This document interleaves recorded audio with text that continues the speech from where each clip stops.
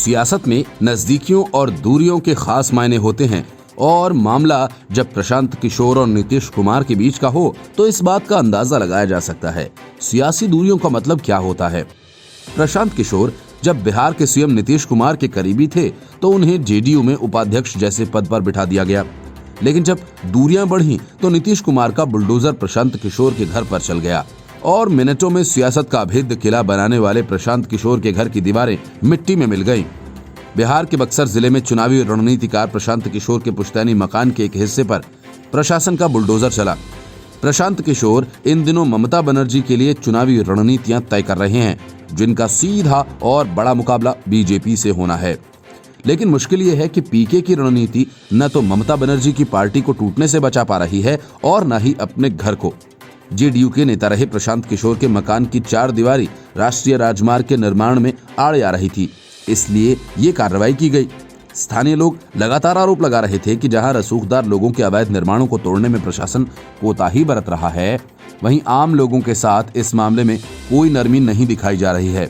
इसी क्रम में प्रशासन ने प्रशांत किशोर के घर के परिसर की बाउंड्री और अंदर के कुछ हिस्से को ध्वस्त कर दिया।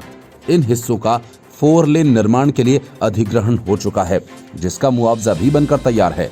प्रशांत किशोर के पिता श्रीकांत पांडे बक्सर के एक बड़े डॉक्टर हुआ करते थे। उन्होंने ही इस मकान का निर्माण करवाया था। उनका 2019 में दिल्ली में निधन हो गया था। फिलहाल ये घर खाली है और यहाँ परिवार का कोई सदस्य नहीं रहता है।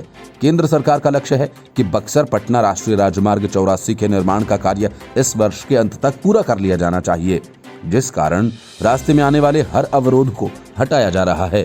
प्रशांत किशोर की संपत्ति पर हुई कार्रवाई को 15 मिनट में जल्दी निपटा दिया गया, क्योंकि लोगों की भीड़ जमा हो गई थी। अनुमंडल अधिकारी के उपाध्याय ने जानकारी दी कि राष्ट्रीय राजमार्ग 84 के चौड़ीकरण के दौरान भूमि अधिग्रहण के क्रम में दोनों किनारे पर बने मकान और धार्मिक स्थलों को हटाया जा रहा है। भूस्वामियों को मुआवजा दिया जा रहा है, वहीं धार्मिक स्थलों को स्थानांतरित किया जा रहा है।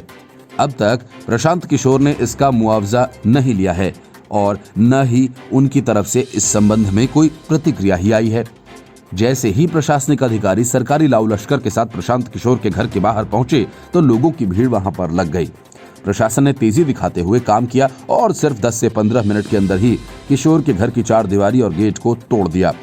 इस दौरान प्रशासन के इस कार्य का किसी ने भी विरोध नहीं किया। लोगों के बीच ये चर्चा होती रही कि आखिर ऐसा क्यों किया गया। कभी मुख्यमंत्री नीतीश कुमार के बेहद करीबी रहे प्रशांत किशोर को उनकी रणनीतिकार की भूमिका के लिए जाना जाता रहा। बिहार में उन्हें कैबिनेट मंत्री का दर्जा भी दिया गया था, लेकिन एनआरसी के मुद्दे पर उनके और सीएम के बीच हुए मतभेद, उसके बाद वो जेडीयू को छोड़कर चले गए। उस दौरान काफी बयानबाजी भी हुई थी। वैसे 2015 के चुनाव में नीतीश की जीत का श्रेय प्रशांत किशोर को ही दिया जाता रहा। तब ये चर्चा आम थी कि जो रणनीति उन्होंने बनाई वो कामयाब रही। Bureau report, news of India.